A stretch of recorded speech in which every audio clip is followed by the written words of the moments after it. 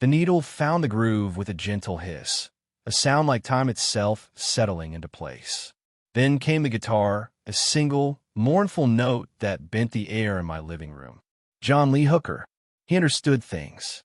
He sang about a loneliness so deep it had its own heartbeat. I had the volume low, just enough to fill the space between the ticking of the grandfather clock and the hum of the refrigerator.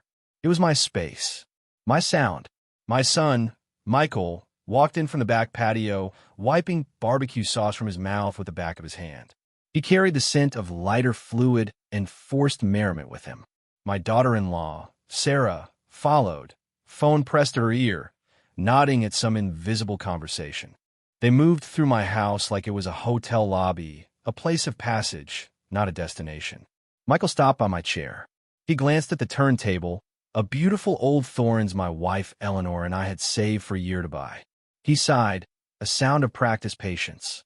"Dad," he said, his voice a little too loud, projecting over the music. "We're trying to have a conversation out there. Can you turn that down?" I reached over and nudged the volume knob. The blues retreated, becoming a whisper. He wasn't satisfied. He looked at the shelves, the hundreds of vinyl records I had curated over 60 years. Each one a story, each one a memory. He saw a wall of clutter. "You know," he said, trying for a light, casual tone that never suited him. "Nobody listens to your old blues records anymore." Sarah, having ended her call, chimed in. "It's just so depressing, Arthur. All that moaning. Don't you want to listen to something more upbeat?" She smiled a bright, empty smile. "Nobody listens to your old blues records anymore." The words didn't sting. They didn't anger me. They landed with a quiet, solid finality, like a stone dropping to the bottom of a deep, still well. It was not an opinion he had offered. It was a verdict. He was dismissing not just the music, but the life that had been lived with it. My life. I looked at my hands, resting on the worn leather arms of my chair. They were steady, not a tremor. My heart did not race. It simply settled into a new, slower rhythm. In that moment, something inside me that had been soft for a very long time turned to iron. I didn't say a word. I just nodded. Michael seemed to take this as agreement. He patted my shoulder, a gesture that was meant to be affectionate, but felt like he was dusting off an old piece of furniture. "There you go. We'll put on some pop radio.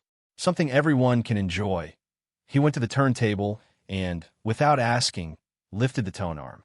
The hiss stopped. The silence he created was louder and more profound than any music. He didn't put the record away. He just left the arm suspended in the air, a question without an answer. Then he went back outside to his party. I sat there for a long time. The clock ticked. I could hear their laughter from the yard, thin and meaningless. I looked at the wall of records. I saw the day I bought that Muddy Waters album, the one with the sweat beading on his forehead on the cover. I was 19, just back from my first tour in the Army, and that record felt more like home than my own mother's cooking. I saw the Etta James record Eleanor and I danced to in this very room the night we brought Michael home from the hospital. Her head was on my shoulder, and she smelled of baby powder and love. I saw the B King album I played for a solid week after she passed, the one where his guitar, Lucille, cried the tears I couldn't shed. Depressing. Clutter. Nobody listens. That night, after they had cleaned up their mess with a great deal of clatter and complaint, after they had gone upstairs to the master bedroom they had claimed as their own, I went down to my workshop in the basement. The air smelled of sawdust and old oil, a clean, honest smell. My father's tools hung on the pegboard, each in its place. He was a carpenter who believed a man's character could be seen in the way he cared for his tools. I ran my hand over the smooth, worn handle of his favorite hammer. I didn't turn on the big overhead lights. I just switched on the small lamp over my workbench. I pulled out a fresh legal pad and a pen. The pen was heavy, a good one Eleanor had given me for our 25th anniversary. I wrote 3 words on the first line. 1, appraisal. Then I sat back and looked at the word. It looked lonely. I added 2 more lines beneath it. 2, lawyer. 3, bank. I tore the sheet from the pad, folded it once, and put it in my shirt pocket. Then I went upstairs, not to my own bed in the guest room they'd moved me to, but to the old leather chair. I slept there in the quiet, empty living room. I didn't dream. The next morning was a Sunday. They expected me to go to church with them. Sarah liked to show me off, her dutiful father-in-law, a pillar of the community. I used to go. I used to play the part. I was up before them, showered and dressed in my old work jeans and a soft flannel shirt. I made coffee. My coffee. Strong, black, and hot. I made it in my old percolator, the one they hated the smell of. I drank a cup at the kitchen table while the sun came up. When Michael came down, dressed in his Sunday best, he looked surprised to see me. "Dad, you not ready?" "Service starts in an hour. I'm not going," I said, taking a slow sip of coffee. "Not going? You always go." "Not today." Sarah appeared behind him, looking annoyed. "Arthur, don't be difficult. It doesn't look right. It doesn't look right." Her words, like her husband's, were not about me. They were about appearances, about their own image. "I have some things to do today," I said. My voice was even, calm. It felt like someone else's voice, someone stronger than the man who had lived in this house for the past year. They exchanged a look, the kind that says, "Is he losing it?" Michael shrugged. "Fine. Suit yourself. But don't expect us to save you lunch." I watched them leave. The front door clicked shut, and the house was mine again. The silence was a balm. I finished my coffee, washed the cup, and put it away. Then I went to the living room and began my work. I pulled every record off the shelves. One by one, I handled them with care, wiping the dust from the cardboard sleeves. I made a pile of the truly valuable ones, the first pressings, the rare imports. I made another pile of the ones that were valuable only to me. That second pile was much larger. I ran my fingers over the cover of a Howlin' Wolf album. I remembered listening to it on a hot summer night in Mississippi, sitting on the porch with my father, the air thick with the sound of cicadas. He told me that the blues was the truth. It wasn't depressing, it was honest. It didn't cry for you, it cried with you. It took me all morning. When I was done, the shelves were bare. The room looked naked, incomplete. It looked like their house now. On Monday morning, I made the first call. To a man named Mr. Du Bois, a collector and appraiser of rare vinyl in the city. His voice was quiet, respectful. He didn't ask why I was selling. He just asked about the music. I described a few of the key pieces. I could hear his sharp intake of breath over the phone. "That's quite a collection, Mr. Vance," he said. "A lifetime's work." "Yes," I said. "It is." He agreed to come that afternoon. While I waited, I went to the bank. It was the same branch I'd used for 40 years. I knew the manager, a young woman named Maria. Her father and I used to play dominoes at the barber shop. I sat in her office, the air smelling of clean carpets and money. I explained what I wanted to do. I wanted to close my joint savings account with Michael. I wanted to remove him as a signatory on my checking account. I wanted to open a new account in my name only. Maria looked at me with concern. "Is everything all right, Mr. Vance?" "Everything is becoming all right," I said. She didn't press. She was professional. She printed the forms. I signed them. My signature was firm. Each stroke felt like I was reclaiming a piece of myself. I took out the cash from the old account and deposited it into the new one. The new bank book was crisp and clean.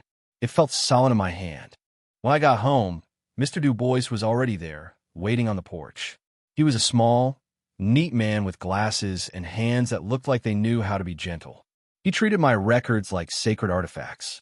He wore white cotton gloves. He examined each one, nodding slowly. "You have a museum here," he whispered, looking at a rare Robert Johnson pressing. "Museums are for things that are dead," I said. "This music is alive. It just needs a new home." He spent 2 hours in my living room. In the end, he made me an offer. It was a number so large it didn't seem real. It was more money than I had ever seen in one place. It was the monetary value of my life's passion, my joys, my heartbreaks. "I'll take it," I said without hesitating. He wrote me a check, a cashier's check, as solid as gold. As he and his assistants packed the records into special crates, I felt a pang of loss. It was sharp and deep, but underneath it was that new, hard thing, that iron resolve. I was not losing my past. I was selling it so I could buy a future. The next day, I called a lawyer. I found her in the phone book. Anya Sharma, a name with no connection to my family, my church, or my neighborhood. Her office was in a tall glass building downtown. It felt anonymous, which was what I wanted. She was a young, sharp woman in a dark suit. She listened to me without interruption. I told her I wanted to revoke the power of attorney I had given Michael 3 years ago when I had my heart surgery. I told her I wanted to draw up a new will. Your current will, she said, looking at the copy I'd brought. It leaves everything to your son, Michael Vance. I'm aware, I said. That is what needs to change, and the beneficiary will be. I paused. I hadn't thought that far ahead. I only knew who it wouldn't be. I'm working on that, I said. For now, I just want to sever the legal ties. I want my house to be my house again. I want my decisions to be my own. She nodded, a small, understanding smile on her face. Reclaiming sovereignty. I understand. She drew up the revocation documents. I signed them. She said she would have them couriered to Michael's office that afternoon. Another thread cut. The first call from Michael came that evening. I was in the kitchen, making myself a simple dinner of eggs and toast. The phone rang, and I saw his name on the display. I let go to voicemail. A minute later, the phone pinged. A new message. Dad, I just got a strange letter from some lawyer. This has to be a mistake. Call me. I did not call him. I deleted the message. I ate my dinner in the quiet kitchen. The house felt bigger without the records. Emptier but cleaner. The next day, another call. Another voicemail. Dad, seriously, what is going on? The bank called Sarah. The joint account is closed. Did you move the money? Is someone taking advantage of you? We're worried. That was the word they used. But their worry didn't sound like concern for my well-being. It sounded like the frantic anxiety of someone who has lost a set of keys. They were worried about their access, their convenience. I deleted the message. The calls and texts kept coming for a week. They grew in intensity, from confusion to annoyance, from annoyance to anger, from anger to accusations. Are you doing this to punish us? Because we redecorated the guest room? If you need money, Dad, you just have to ask. You don't have to do all this. Drama. Sarah is crying. She thinks you hate her. You need to call your son and fix this. Each message was a revelation. They saw my actions not as a logical consequence of their own, but as a bizarre, senile lashing out.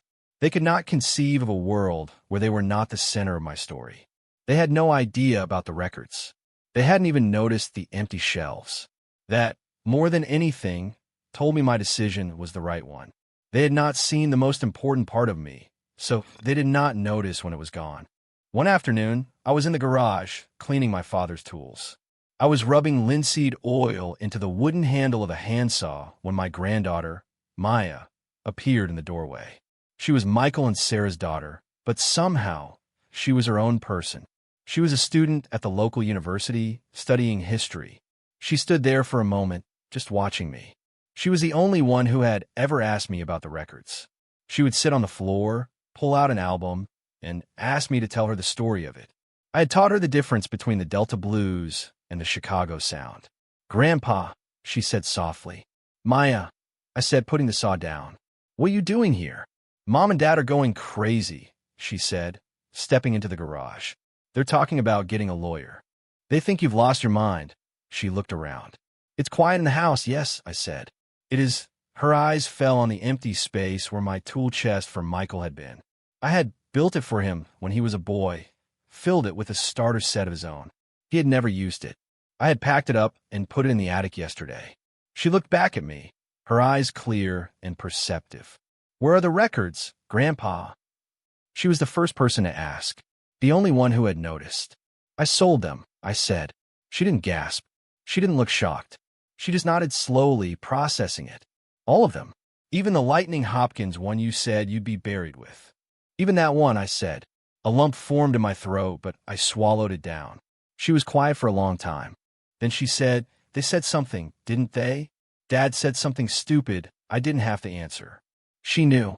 I'm sorry, Grandpa, she said. Her voice was thick with a genuine sorrow that I hadn't heard from her parents. I'm so sorry. It's all right, child, I said. It was just time for a change. She came over and gave me a hug. A real one. She held on tight. For what it's worth, she whispered, I love your old blues records. I know you do, I said, patting her back. That's why you'll understand what I'm going to do with the money that night. I sat down with the legal pad again. I thought about Eleanor. She had been a teacher. She believed in education.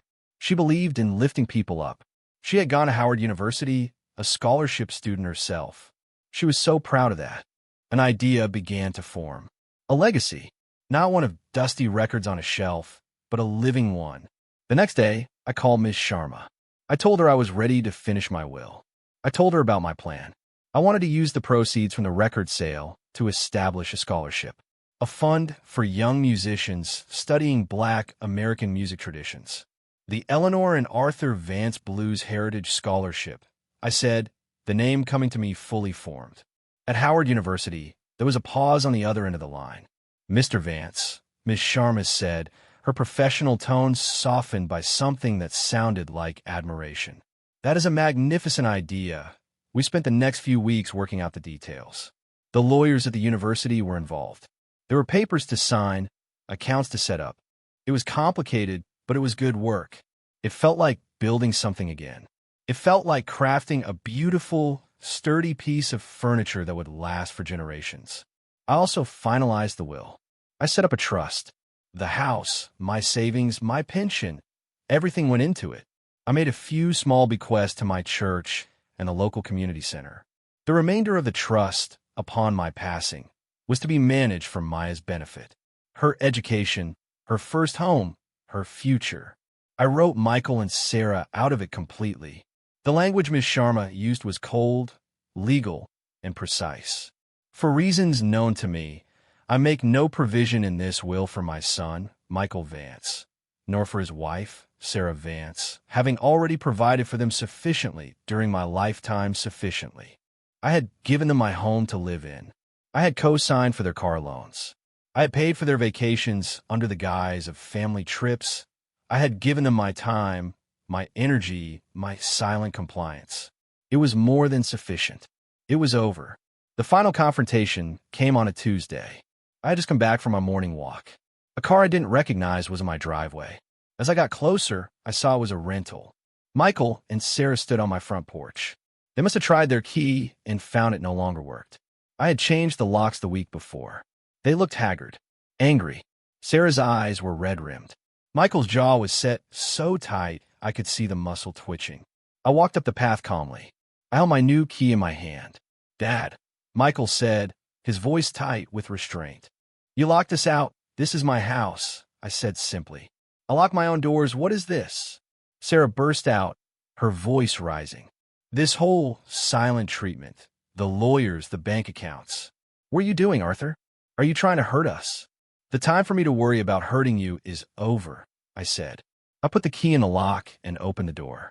I stepped inside and turned to face them. I did not invite them in. "This is insane," Michael said, stepping closer. "You're our father. We're supposed to take care of you. That power of attorney was for your own good, my own good," I repeated softly. "You mean your own convenience. That's not fair." Sarah cried. I looked at my son. I looked at his wife. I felt nothing. No anger. No sadness. Just a great, quiet distance. The iron in my soul was cool and solid. I was in my chair, I said, my voice low and steady. I was listening to my music. "And you came in, Michael. You told me nobody listens to it anymore. You said it was depressing, Sarah, and you laughed." They both fell silent. They looked confused, as if trying to recall a conversation that meant nothing to them. It was clear they barely remembered it. To them, it was a throwaway comment. To me, it was the end of the world we had known. You're doing all this because of a comment about your music?" Michael asked, his voice filled with disbelief. "No," I said. "I'm doing this because of what the comment revealed. That you do not see me. You have not seen me for a very long time. You see a problem to be managed, an old man to be housed, a bank account to be used. You do not see a person. You do not see my life." I took a breath. "The records are gone. I sold them for the first time." A flicker of real emotion crossed Michael's face. "Greed. You sold them? The whole collection?